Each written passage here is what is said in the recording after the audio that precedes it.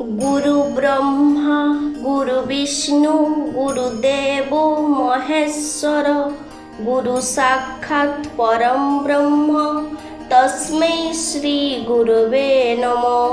বন্ধুরা, আমাদের গুরু হলেন ব্রহ্মা বিষ্ণু মহেশ্বর।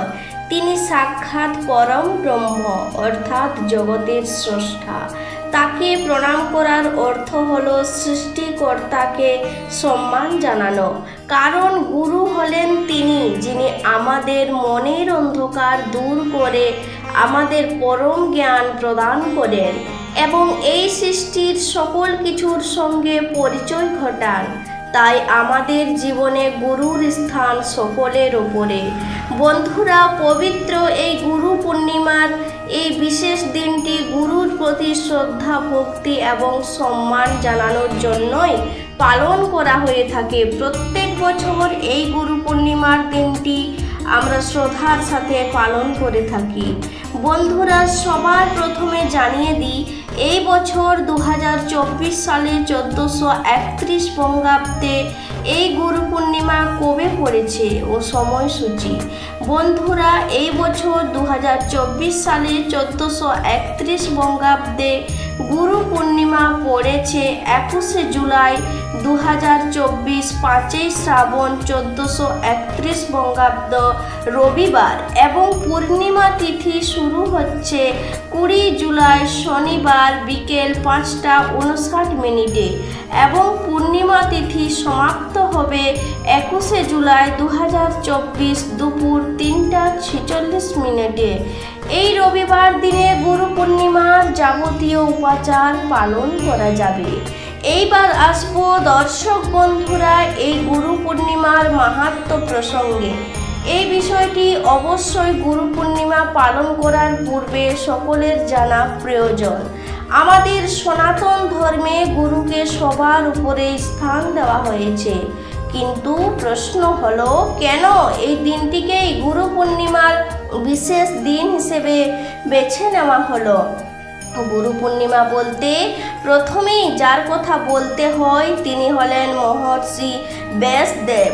এই পবিত্র তিথিতে মহর্ষি ব্যাসদেব মুনি পরাশর ও মাতা সত্যবতীর ঘরে জন্মগ্রহণ করেছিলেন। তাই এই দিনে মহর্ষি ব্যাসদেবের জন্মজয়ন্তী পালন করা হয়। এই কারণে এই পূর্ণিমাকে ব্যাস পূর্ণিমাও বলা হয়ে থাকে। আর এই ব্যাসদেব 18টি পুরাণ রচয়িতা এবং ব্যাখ্যাকর্তা এবং মহাভারত রচয়িতা হিসেবে আজও পরিচিত হয়ে রয়েছেন। পাশাপাশি এই পবিত্র পূর্ণিমা তিথিতে গৌতম বুদ্ধ বোধিসত্ত্ব এবং পরম জ্ঞান লাভের পর সারনাথে তিনি তার শিষ্যদের প্রথম উপদেশ প্রদান করেছিলেন।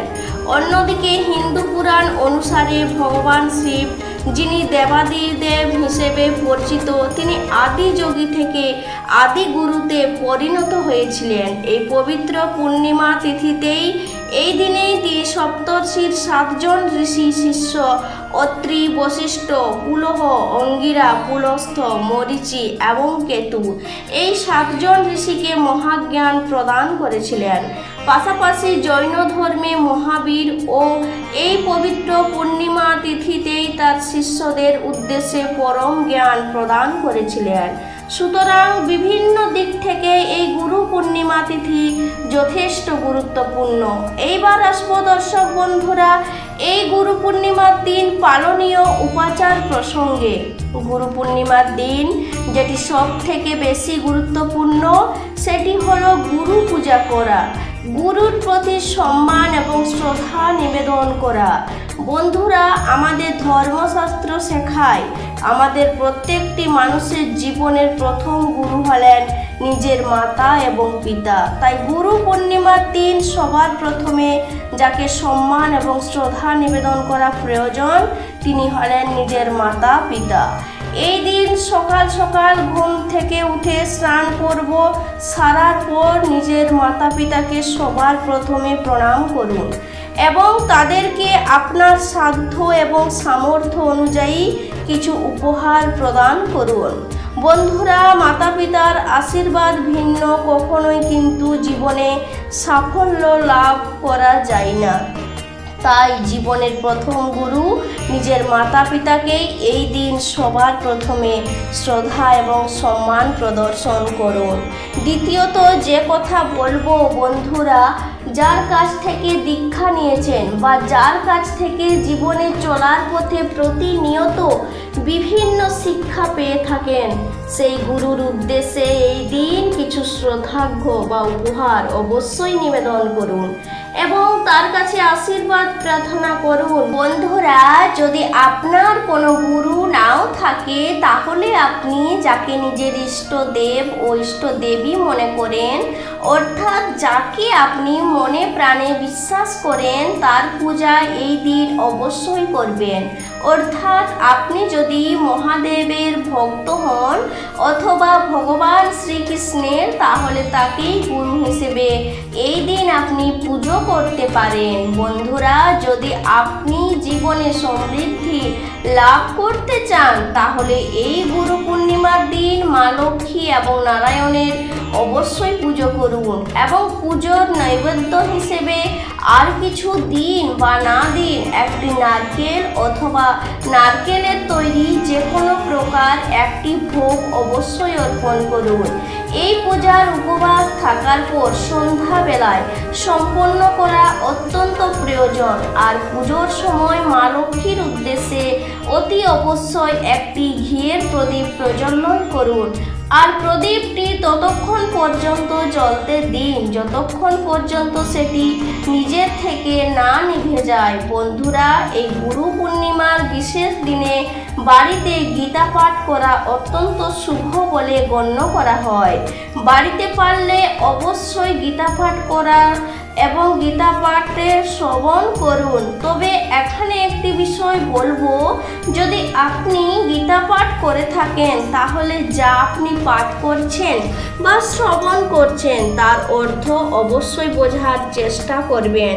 বন্ধুরা, এই গুরু পূর্ণিমার বিশেষ দিনটিতে গঙ্গা স্নান, দীক্ষা বা যে কোনো প্রকার শুভ কাজের জন্য অত্যন্ত গুরুত্বপূর্ণ দিন বলা হয়। আপনি যে কোনো কাজেই করে থাকুন না কেন, সেই কাজ নিশ্চিত রূপে শুভ ফল প্রদান করে থাকে।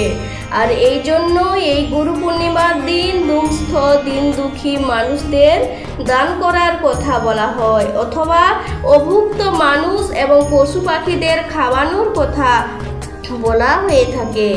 বন্ধুরা, এই বিশেষ দিনে আপনার সাধ্য ও সামর্থ্য অনুযায়ী কিছু দান করার চেষ্টা করুন। যারা গুরু পূর্ণিমার দিন গুরুর পূজা করছেন বা নিজের ইষ্ট দেব ও দেবীর পূজা করছেন, তারা এই দিন অবশ্যই উপবাস থাকার চেষ্টা করুন। যদি কোনো কারণে উপবাস সম্ভব না হয় তাহলে অবশ্যই এই দিন নিরামিষ আহার গ্রহণ করুন।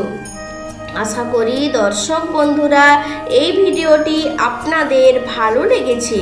গুরু পূর্ণিমার এই বিশেষ দিনটি ভক্তি ও নিষ্ঠা সহকারে পালন করুন, এই আশা রেখে আজকের মতো ভিডিওটি এখানেই শেষ করলাম। দেখা হচ্ছে পরের ভিডিও।